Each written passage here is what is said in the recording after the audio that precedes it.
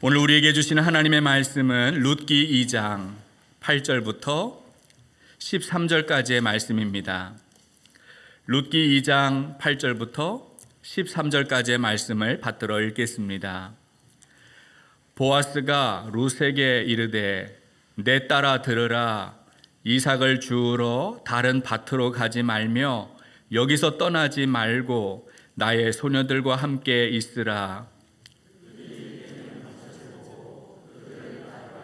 내가 그 소년들에게 명령하여 너를 건드리지 말라 하였느니라. 목이 마르거든 그릇에 가서 소년들이 길어온 것을 마실지니라 하는지라. 룻이 엎드려 얼굴을 땅에 대고 절하며 그에게 이르되 나는 이방 여인이거늘 당신이 어찌하여 내게 은혜를 베푸시며 나를 돌보시나이까 하니 보아스가 그에게 대답하여 이르되 내 남편이 죽은 후로 내가 시어머니에게 행한 모든 것과 내 부모와 고국을 떠나 전에 알지 못하던 백성에게로 온 일이 내게 분명히 알려졌느니라. 여호와께서 내가 행한 일에 보답하시기를 원하며 이스라엘의 하나님 여호와께서 그의 날개 아래에 보호를 받으러 온 내게 온전한 상 주시기를 원하노라 하는지라. 룻이 이르되 내 주여 내가 당신께 은혜 입기를 원하나이다. 나는 당신의 하녀 중에 하나와도 같지 못하오나 당신이 이 하녀를 위로하시고 마음을 기쁘게 하는 말씀을 하셨나이다 하니라. 아멘. 하나님은 선하십니다. 하나님은 우리가 걸어가는 우연한 발걸음에도 은혜를 베풀어 주시고 당신께서 뜻하신 바를 이루시는 분입니다.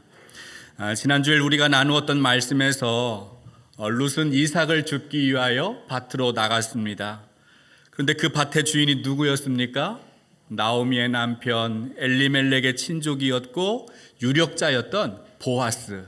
이 보아스의 밭에 이르게 되었어요. 룻은 보아스가 누구인지 전혀 몰랐습니다. 베들레헴에 아는 사람이 한 사람도 없어요. 상황은 절박하고 하나님의 은혜가 절실했습니다. 그런데 하나님이 룻의 그 우연한 발걸음을 보아스에게 속한 밭으로 인도하셨어요. 어떤 일이 사전에 의도하지 않고 또 계획하지 않았는데도 때마침 맞아떨어지는 것처럼 발생하는 일을 우연이다라고 말합니다. 사람들이 볼 때는 이방 여인 룻이 우연히 보아스의 밭에 이르게 되었다라고 생각할 수 있지만 이것은 그 우연한 발걸음도 인도하시는, 주관하시는 하나님의 섭리였습니다. 오늘 본문은 이제 룻과 보아스가 처음 만나서 서로 대화하는 장면이에요. 룻기 2장 8절의 앞부분을 한번 같이 읽겠습니다. 2장 8절 함께 읽습니다. 보아스가 룻에게 이르되 내 딸아 들으라. 여러분, 보아스가 처음 보는 여자인 룻을 보면서 뭐라고 불러요? 내 딸아. 딸이라고 부르고 있습니다. 여러분, 딸이라는 호칭은 누가 부를 수 있습니까? 아빠가. 부모와 자식 간에 가족 관계 안에서 부를 수 있는 표현이 딸이에요. 그런데 이 보아스가 룻을 보면서 내 딸아 이렇게 부르고 있습니다. 그 이유가 무엇일까요? 보아스가 룻보다 나이가 많기 때문에 그렇게 부를 수도 있겠지만 사실은 보아스가 룻을 정말 자기의 딸처럼 소중하게 귀하게 대하고 있는 것일 수도 있습니다. 룻은 모압 지방에서 온 이방 여인입니다. 남편을 잃은 과부였고요. 자기의 밭이 없습니다. 남의 밭에서 떨어진 나락 그 이삭을 주어야 먹고 살 수 있는, 생존할 수 있는 아주 불쌍한 여자예요. 그런데 보아스는 그런 불쌍한 여자를 종과 주인, 고용자와 노동자의 관계가 아니라 마치 내 딸처럼 아버지의 마음으로 대하고 있다는 거죠. 그래서 이 딸이라는 호칭 속에는 보아스가 아버지와 같은 그런 자상함이, 따뜻함이 스며져 있어요. 사람들의 눈에는 룻이 그냥 모압 지방에서 온 이방인에 불과하죠. 자식 없이 남편을 잃어버린 과부이고 생존을 위해서라면 밭에 떨어진 이삭을 주어야 하는 불쌍한 여인에 불과합니다. 그러나 보아스는 그 룻을 내 딸처럼 보고 딸처럼 대해주고 있다는 거예요.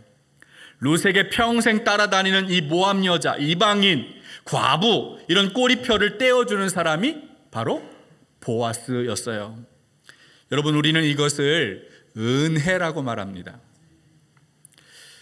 여러분, 은혜가 무엇입니까?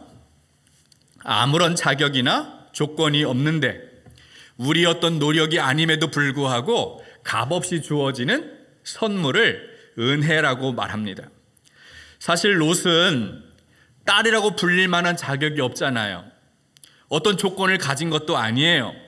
보아스의 딸이 되려고 롯이 노력한 게 뭐가 있습니까? 아무것도 없어요. 그럼에도 보아스는 롯을 내 딸이라 이렇게 부르고 있습니다. 성경을 보면 하나님이 우리를 그렇게 대해 주십니다. 우리는 하나님의 자녀라고 불릴 만한 자격이 없어요. 어떤 조건도 갖추지 않았습니다. 우리가 무슨 노력을 해서 하나님 자녀가 된 것이 아니에요. 그러나 하나님이 우리를 자녀로 삼아 주셨습니다. 로마서 8장 14절 15절의 말씀을 우리 한번 같이 읽어보겠습니다. 로마서 8장 14절 15절 함께 읽습니다. 무릇 하나님의 영으로 인도함을 받은 사람은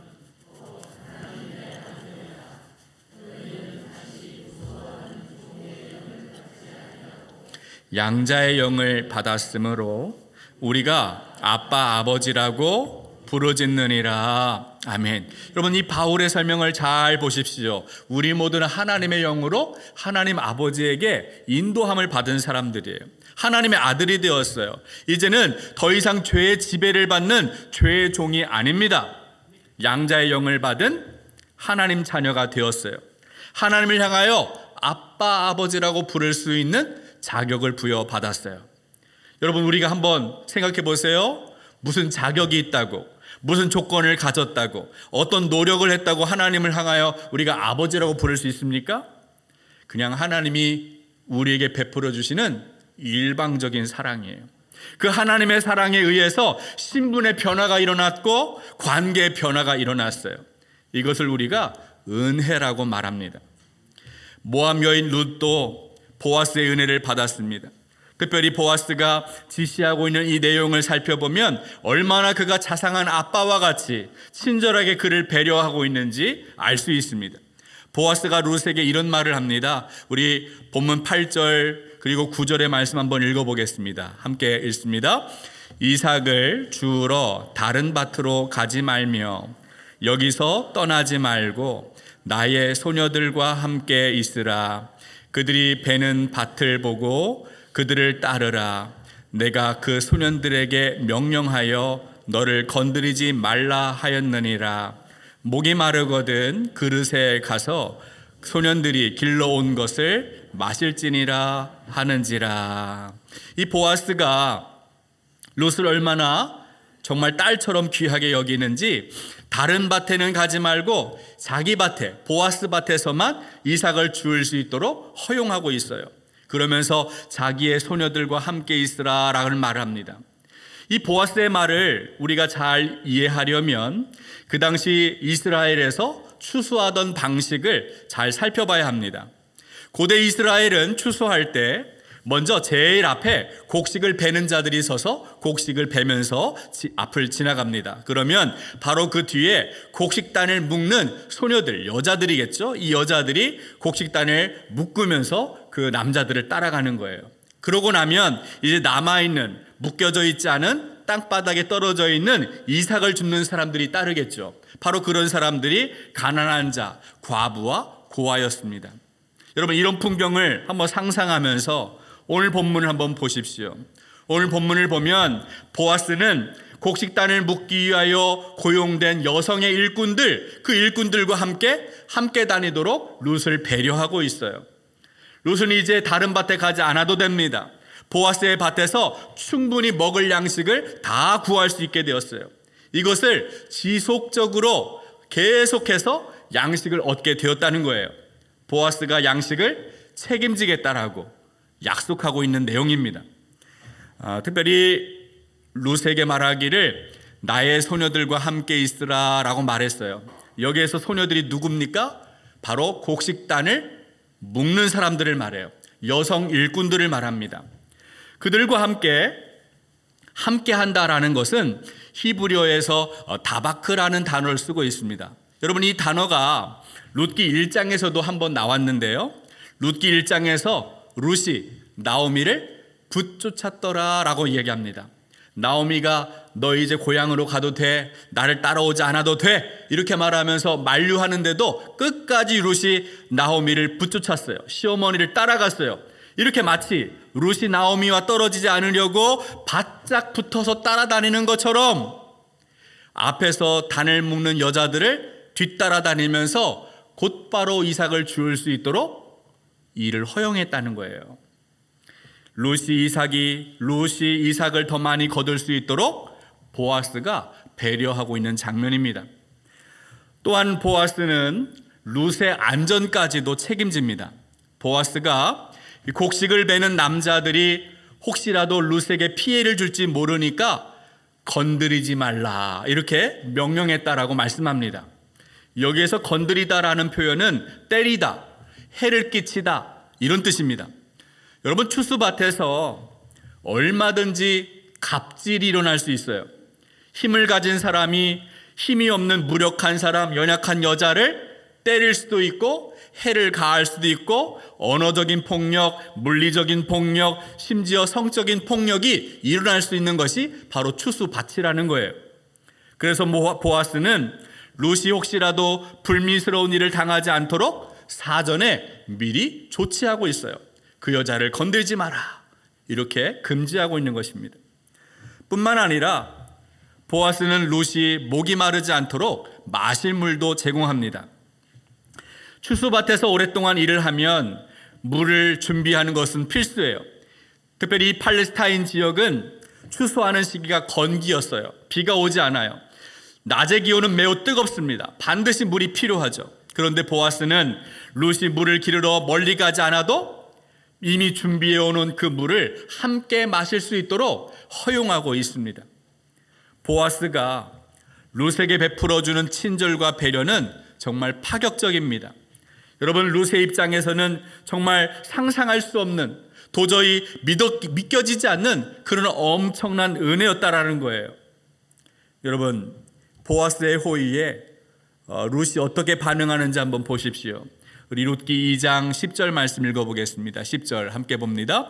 룻이 엎드려 얼굴을 땅에 대고 절하며 그에게 이르되 나는 이방 여인이거늘 당신이 어찌하여 내게 은혜를 베푸시며 나를 돌보시나이까 하니 룻이 무릎을 꿇었어요. 그리고 엎드립니다. 얼굴을 땅에 대고 보아스에게 절을 합니다. 여러분, 이런 행동은 누가 할까요? 대부분이 신이나 임금, 왕과 같은 절대자, 권력자 앞에서 취하는 행동이 무릎을 꿇고 엎드려 경배하는 거예요. 그런데 룻이 이런 자세를 취한 것을 볼 때 보아스가 기대 이상의 큰 은혜를 베풀었기 때문에 그것에 감사하면서 룻이 이렇게 엎드리고 있습니다. 그러면서 뭐라고 이야기합니까? 나는 이방 여인인데, 이방 여자인데 어찌하여 나에게 이런 큰 은혜를 베풀고 나를 돌보십니까? 이것이 룻의 이야기예요. 여러분, 이스라엘의 사회 제도를 보면 계층이 나누어져 있었어요. 하나님의 백성, 나그네, 그리고 이방인. 신명기의 말씀을 보니까요, 하나님의 백성은 스스로 죽은 짐승, 이 짐승을 먹지 못하게 금지했습니다. 그런데 그 죽은 고기를 나그네에게는 주어서 먹게 했어요. 이방인에게는 심지어 그 고기를 돈을 주고 팔 수도 있었어요. 여러분, 유대인 형제들, 자기 하나님 백성이라고 자부하는 선민 사상에 빠져 있는 사람들은 돈을 빌려주면 이자를 받지 않습니다. 그런데 이방인에게는 꼬박꼬박 이자를 받고 이자를 안 내면 괴롭히면서 그렇게 이자를 받아내기도 했어요. 여러분, 고대 이스라엘에서 이방인은 어떤 존재입니까? 한마디로 사람 대접받지 못했어요. 그들은 세상에서 주목받지 못하는 사람들입니다. 투명인간 취급을 받아요. 사회적인 보장이나 혜택을 전혀 제공받지 않았어요. 그런데 보아스가 아무도 주목하지 않는 여자, 눈에 띄지 않는 이방인을 먼저 알아보고 은혜를 베풀어주고 있어요. 룻 자신은 나는 주목의 대상이 아니다라고 생각하고 저 뒤에서 그냥 떨어져 있는 이삭을 주우려고 그 밭에 간 것인데, 보아스가 먼저 알아보고 너 거기 있지 말고 이 앞으로 와서 이삭을 많이 주어도 된다. 물도 마셔도 된다. 너를 누가 해치지 못하도록 내가 다 이렇게 손을 써놨다. 이렇게 말을 하는 거예요. 어떻게 놀라지 않을 수 있겠습니까? 이방인 여자 룻의 입장에서는 보아스의 은혜가 너무도 큰 것이었습니다. 여러분, 성경을 보면 이렇게 큰 하나님의 은혜를 경험한 사람들은 특징이 있습니다. 그들의 고백을 가만히 보면 그 특징 중에 하나가 뭐냐면 이 룻과 같은 반응이에요. 그들은 하나님의 은혜에 하나님 감사합니다 이렇게 하고 끝나는 것이 아니에요. 그들은 은혜를 베푸신 하나님이 얼마나 크신 분인가를 생각했어요. 그리고 그 크신 하나님 앞에, 그 하나님 앞에 내가 얼마나 작은 존재인가, 자기의 실존을, 자기의 실상을 깨닫습니다. 시편을 보면 다윗의 고백이 있는데요, 하나님의 은혜를 깨닫게 된 다윗이 이렇게 찬송을 합니다. 우리 시편 8편 1절부터 4절의 말씀 함께 읽어보겠습니다. 함께 읽습니다. 여호와 우리 주여, 주의 이름이 온 땅에 어찌 그리 아름다운지요. 주의 영광이 하늘을 덮었나이다. 주의 대적으로 말미암아 어린아이들과 젖먹이들의 입으로 권능을 세우시며 이는 원수들과 보복자들을 잠잠하게 하려 하심이니이다. 주의 손가락으로 만드신 주의 하늘과 주께서 베풀어 두신 달과 별들을 내가 보니 사람이 무엇이기에 주께서 그를 생각하시며 인자가 무엇이기에 주께서 그를 돌보시나이까. 아멘. 여러분, 이 다윗의 고백을 가만히 보십시오. 하나님이 주님의 그 손가락으로 하늘도 만드시고 달과 별들을 다 만드셨어요.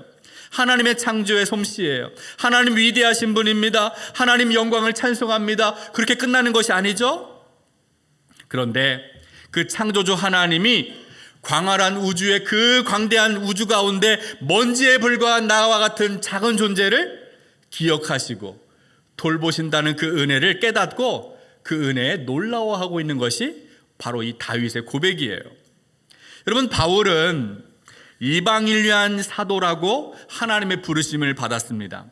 하나님이 자신과 같은 죄인을 하나님 부르셔서 이방인을 위한 사도로 부르시니 얼마나 그 은혜가 큰지, 그는 자신을 소개할 때마다 나는 죄인 중에 괴수입니다라는 고백을 해요.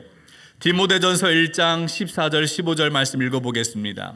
디모데전서 1장 함께 읽습니다. 우리 주의 은혜가 그리스도 예수 안에 있는 믿음과 사랑과 함께 넘치도록 풍성하였도다. mit보다 모든 사람이 받을 만한 이 말이요, 그리스도 예수께서 죄인을 구원하시려고 세상에 임하셨다 하였도다.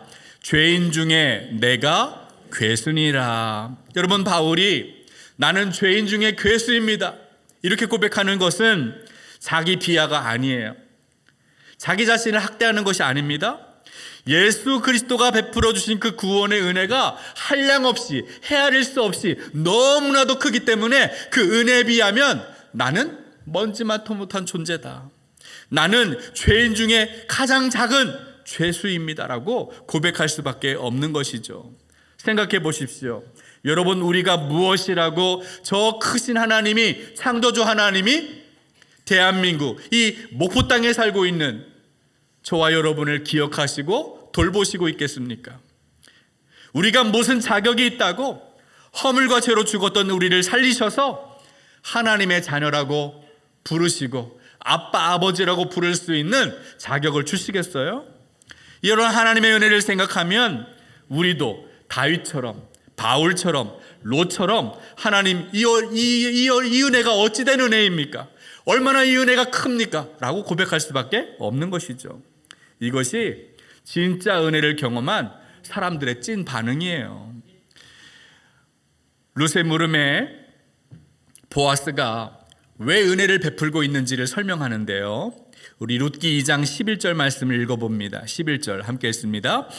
보아스가 그에게 대답하여 이르되 내 남편이 죽은 후로 내가 시어머니에게 행한 모든 것과 내 부모와 고국을 떠나 전에 알지 못하던 백성에게로 온 일이 내게 분명히 알려졌느니라. 보아스가 지금 룻의 행동을 두 가지로 칭찬합니다. 하나는 룻이 남편이 죽은 후에 시어머니를 버리지 않고 끝까지 따라다니면서 공경한 것을 칭찬했고, 두 번째는 자기 부모와 고향을 떠나서 이제 처음 오는 이스라엘 백성이 되어서 하나님 백성으로 오게 된 것을 칭찬하고 있어요. 여러분, 보아스는 모든 사실을 들었고 알고 있었습니다. 룻이 시어머니 나오미를 붙쫓기 위하여 자기 고향, 자기 부모를 떠나서 이 낯선 땅 베들레헴에 왔다는 사실을 알고 있었어요. 여러분, 생각해 보십시오. 룻은 하나님의 부르심을 직접 받은 것이 아니잖아요. 아브라함은 창세기 12장을 보면 나의 친척 고향 아버지 집을 떠나라 하나님 명령을 받고 떠났지만, 룻은 하나님 말씀을 듣고 떠난 것이 아니었어요. 어쩌면 나오미가 룻에게 돌려보내려고 여러 번 설득하고 그렇게 만류했는데도 이 룻은 끝까지 시어머니를 따라왔습니다. 그런데도 룻이 이렇게 고향과 부모를 떠나서 자기의 신앙을 바꾸고 하나님을 선택했다라는 것, 이것은 분명히 칭찬받아 마땅하죠. 이런 룻의 선택은 아브라함의 믿음과도 견줄만 합니다. 보아스가 이렇게 룻의 행동을 칭찬한 다음에 이제 룻을 축복합니다. 어떻게 축복하죠? 우리 룻기 2장 12절 말씀 읽어봅니다. 12절 함께 읽습니다. 여호와께서 내가 행한 일에 보답하시기를 원하며 이스라엘의 하나님 여호와께서 그의 날개 아래 보호를 받으러 온 내게 온전한 상 주시기를 원하노라 하는지라. 아멘. 겉으로 보면 룻이 이삭 죽기를 할 수 있도록 배려한 사람 보아스였어요. 그녀의 안전을 책임져주고 보호해주고 마실 물을 제공한 사람 보아스입니다. 그런데 보아스는 룻이 행한 일에 보답을 하고 온전한 상을 주시는 분은 하나님이시니 하나님이 너에게 그렇게 복 주시기를 원한다라고 축복하고 있습니다. 여기에서 보답하다라고 번역한 히브리어 단어가 슐렘이라는 단어예요. 이 단어는 이미 시작한 일을 완성시키다라는 뜻입니다. 보아스가 하나님이 룻이 행한 일의 보상을 시작해 주시고 룻이 온전한 상을 받도록 완성하시는 분은 하나님이시다라고 보아스가 지금 고백하고 있습니다. 무슨 이야기입니까? 완전한 보상은 하나님에 의하여 이루어진다는 거예요. 사람은, 보아스는 줄 수 있는 것이 많지 않아요. 그러나 정말 룻에게 정말 보상해 줄 수 있는 분, 완전한 보상을 이루어 주시는 분은 하나님이시니 하나님이 너에게 그렇게 해주시길 원한다라고 축복하고 있는 것이죠.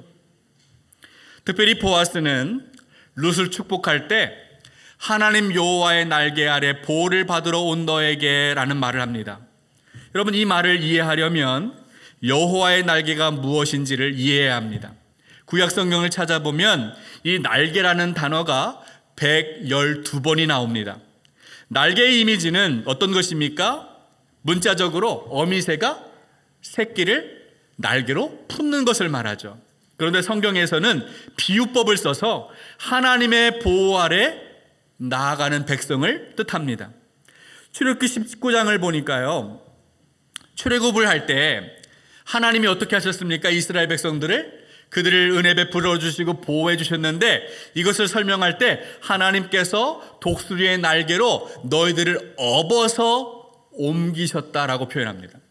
출애굽을 하나님의 은혜로 그들이 이루어졌는데 하나님이 독수리의 날개로 그들을 업어서 광야로, 가나안으로 인도하셨다는 거예요. 하나님의 보호를 뜻하는 거죠. 시편 91편을 보면 암탉이 병아리를 품는 것처럼 하나님이 그의 백성을 자기 날개 아래에 보호하셨다라고 말씀합니다.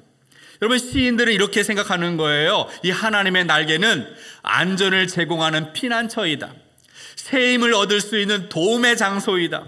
재앙을 피할 수 있는 은신처가 바로 하나님의 날개 아래라고 믿었던 것이죠. 시편 57편 1절 2절 말씀 읽어봅니다. 시편 57편 1절 2절 함께 봅니다. 하나님이여 내게 은혜를 베푸소서, 내게 은혜를 베푸소서.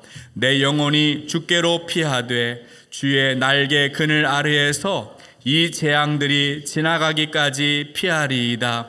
내가 지존하신 하나님께 부르짖음이여 곧 나를 위하여 모든 것을 이루시는 하나님께로다. 아멘. 여러분, 이 시편은 다윗의 고백이에요.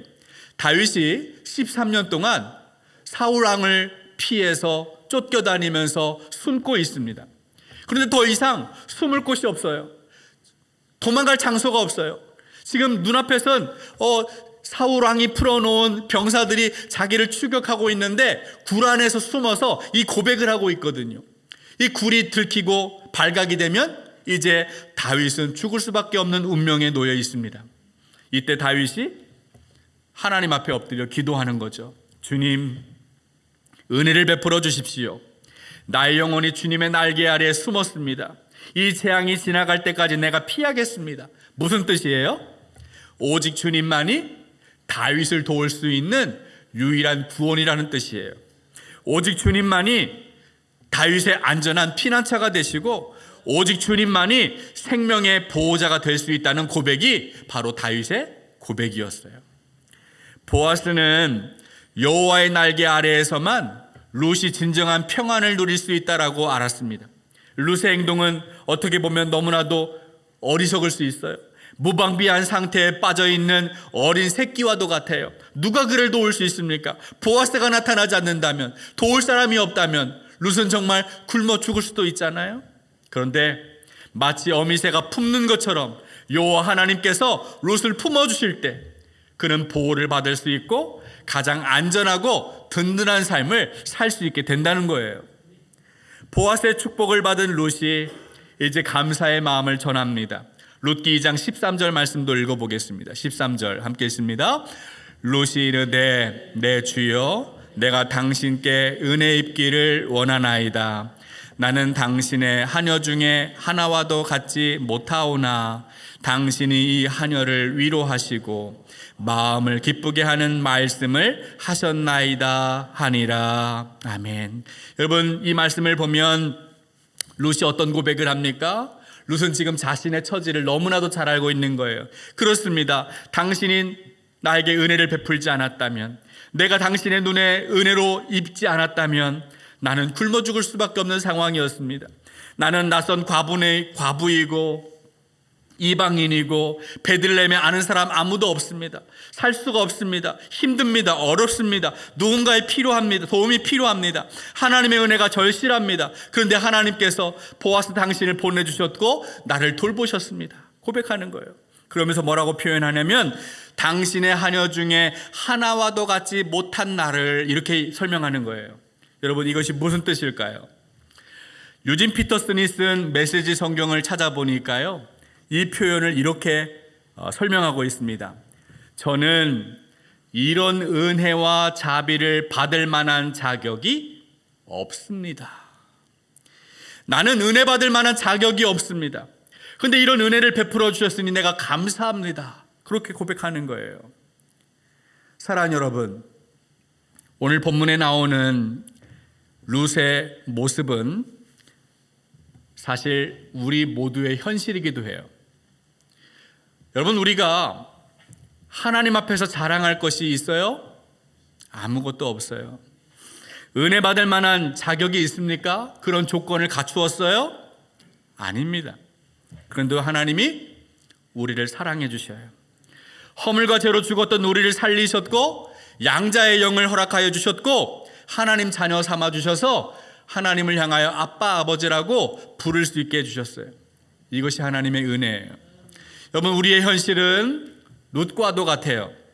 하나님의 은혜가 아니면 한순간도 살 수가 없어요. 낯선 땅에 이방인으로 살아갔던 이 룻이 보아스의 도움이 없으면 살 수 없던 것처럼 하나님의 보호가 없다면 우리도 살 수가 없습니다. 저는 이 보아스의 축복이 오늘 여러분을 향한 축복이 되기를 원해요. 여호와의 날개 아래에서 주님을 나의 피난처로, 내 영혼의 피난처로 삼을 때 세상에서 아무리 거센 바람이 불어와도 하나님의 보호를 받을 수 있어요. 세상의 그 무엇도 하나님의 사랑으로부터 여러분을 끊어낼 수가 없다는 거예요. 여러분 이 사실을 믿기를 바랍니다. 우리의 피난처 되신 예수 그리스도, 그분만을 의지하고 살아가는 오늘 여러분 되시기를 주님의 이름으로 축복합니다. 하나님 아버지, 아무런 자격 없는 이방인 여자 룻에게 보아스가 은혜 베푸는 모습을 통해서 하나님이 우리를 어떻게 사랑하셨는지 우리에게 베풀어 주신 그 놀라운 은혜를 깨닫습니다. 허물과 죄로 죽었던 우리를 살리시고 양자의 영을 부어주시며 하나님 자녀 삼아주신 그 크신 은혜를 감사합니다. 주님의 은혜가 아니면 한순간도 살 수 없는 연약한 우리를 주님의 크신 날개로 덮어주시고 품어주시고 보호하여 주옵소서. 여호와 하나님 날개를 우리 영혼의 피난처로 삼게 하여 주시고 오직 주님만 의지하는 인생 되도록 인도하여 주옵소서. 이제는 우리 주 예수 그리스도의 크신 은혜와 하나님의 놀라우신 사랑과 성령의 감화감동 충만하신 역사가 여호와의 날개를 영혼의 피난처로 삼아 오직 주님만 의지하며 살아가기로 다짐하고 결단하는 중앙성결교회 모든 성도 위에 지금부터 영원토록 함께하여 주시기를 간절히 축원하옵나이다. 아멘.